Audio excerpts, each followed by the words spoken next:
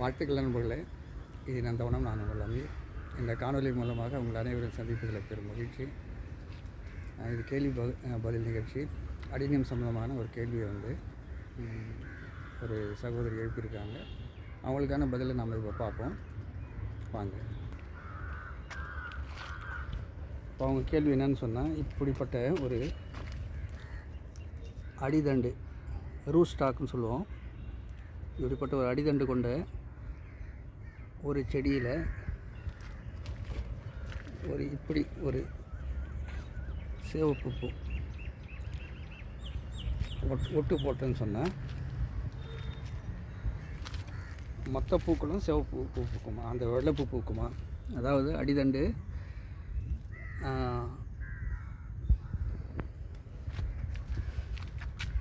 பாருங்கள, அடிதண்டு வெள்ளைப்பூ. இந்த பூ மறுபடியும் சொல்கிறேன், இந்த அடிதண்டு வெள்ளைப்பூ. இதில் இந்த செடியில் இதான் ரூட் ஸ்டாக்னுவாங்க, தாய் செடி. இதில் நம்ம ஒட்டு போட போகிறோம். என்ன கலர்னு சொன்னால், ஒரு நல்ல அடர்த்தியான ஒரு சிவப்பு கலர் போடுறோம். சரியா? இன்னும் உங்களுக்கு சிவப்பு கலரை காட்டுறேன், நல்ல அடர்த்தியான சிவப்பு கலரை காட்டுறேன். பெரிய பூ பாருங்கள், அழகான இப்படி ஒரு அடர்த்தியான ஒரு ரெட்டு பூ போட போகிறோம். இது பாருங்கள், இது ஒரு போட போகிறோம். இதில் வெள்ளை அடிதண்டு கொண்ட ஒரு ரூட் ஸ்டாக் கொண்ட ஒரு இதில் ஒரு சையான மேலே போட போகிறோம். இப்போது உங்களுக்கு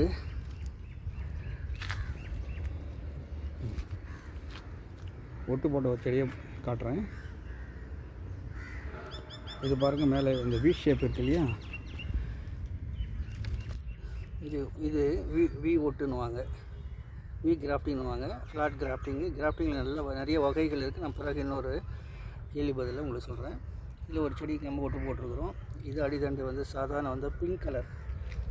இந்த கலர் சாதாரண ஒரு பிங்க் கலர் கொண்ட ஒரு அடிதண்டு. இது ரூட் ஸ்டாக்குன்னுவாங்க. இது அடிதண்டு. இது வரைக்கும் தான் இந்த வி போட்டிருக்குல்ல, இது வரைக்கும் இது அடிதண்டு. அந்த மாதிரி கேள்வி கேட்டது என்னன்னு சொன்னால், இது வெள்ளையாக இருக்குதுன்னு சொல்கிறாங்க. சரி, இதுக்கு மேலே ஒரு ரெட்டு போடுறாங்க. இது பக்கத்தில் ஒரு ரெட்டு வச்சுருக்கேன் பாருங்கள். ஓகேவா? இப்போது ஜென்ரல் பொதுவான ஒரு விதி என்னன்னு சொன்னால், இது அடிதண்டு இருக்கு இல்லையா, இது வெள்ளைப்பூவோ கருப்பு பூவோ நீலம் பூவோ இல்லை ஒத்தையோ ரெட்டையோ எதுவும் இருந்தாலும், இந்த கிராஃப்ட் பண்ணியிருக்கு இந்த பகுதி இருக்கு இல்லையா, இந்த பகுதி வரைக்கும் இது கீழே முழுக்க தாய் செடியுடைய இயல்புகள் இருக்கும். இயல்புனா அவங்க கேட்ட கேள்வியில் இது வெள்ளைப்பூ தான். இங்கே இது வரைக்கும் வெள்ளைப்பூ பூக்கும். இது கீழே எல்லாமே இது சைடில், இந்த சைடு உட்பட இது தவிர, நடுவில் நம்ம போட்டிருக்கோம், அது தவிர, அந்த சயான்னு சொல்கிறேன், இது தவிர, இந்த மேல் தண்டு தவிர கீழே எல்லாமே அந்த தாய் செடியுடைய இயல்புகளில் பூக்கும். என்ன செய்யணும், இதில் வர கிளைகளை நீங்கள் கண்டிப்பாக ரிமூவ் பண்ணிடணும், எடுத்துடணும். நான் எடுத்துருக்கேன். இங்கே ஒரு கிளை வந்துருந்தது, இது கண்ணு தெரியுது பாருங்கள், நான் எடுத்துட்டேன். ஏன்னு சொன்னால், இது சாதாரண ஒரு சிங்கிள் பெட்டலில் ஒரு பிங்க் அண்ட் ஒயிட் கலந்த இந்த கலர் செடி. நான் ஒட்டு போட்டது வேறு ஒரு ஒட்டு போட்டிருக்கிறேன். இது இலையே வித்தியாசமாக இருக்கும். இதில் ரெட்டு கலரில் பூ பூக்கும். இதுக்கு மேலே எல்லாமே நம்ம என்ன நினைக்கிறோமோ அது வரும் இதுக்கு மேலே. சரி, இப்போது இன்னொரு சின்னதாக ஒரு கேள்விக்கு நானாக ஒரு பதில் சொல்கிறேன் பாருங்கள்.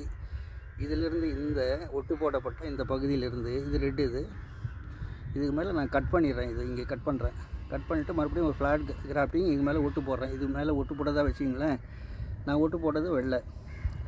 அப்போது இது கீழே அந்த அம்மா கேள்விப்படி வெள்ளை, ஒரு சிவப்பு, இதுக்கு மேலே ஒரு வெள்ளை வரும். அந்தந்த இங்கே வெள்ளையில் கிளைகள் வந்தால் இது வரைக்கும் இது எல்லாமே வெள்ளையாக வரும். இதுக்கு மேலே இருக்கிற இந்த ஸ்டெம்மு ரெட்டு, இதில் வர கிளைகள் எல்லாமே ரெட்டாக வரும். இங்கே கட் பண்ணிட்டோம், மறுபடியும் நம்ம வெள்ளை கொடுத்துருக்குறோம் ஒட்டு. இங்கே எல்லாமே இந்த வெள்ளை வரும். அப்போது ஒரு செடியில் 3 இது கீழே இங்கே வெள்ளை வரும். ஒட்டு போடாத தாய் செடியில் ஒட்டு போட்டதில் ரெட்டு வரும். இது எத்தனை கிளைக்கு வந்தாலும் ரெட்டு தான் வரும், இயல்பு மாறாது. ஏன்னா அது ஒட்டு, அது சர்ஜரி மாதிரி. இதுக்கு மேலே இருக்கிறது எல்லாமே ஒட்டு போட்டால் வெள்ளை வரும், இல்லைன்னு சொன்னால் ஏற்கனவே ரெட்டு மாதிரி நம்ம ரெட்டாக வரும். இப்படி வரும். அழகான இது மாதிரி இந்த கலர் கொடுத்தாலும் சரி, இல்லை இது மாதிரி கலர் கொடுத்தாலும் சரி,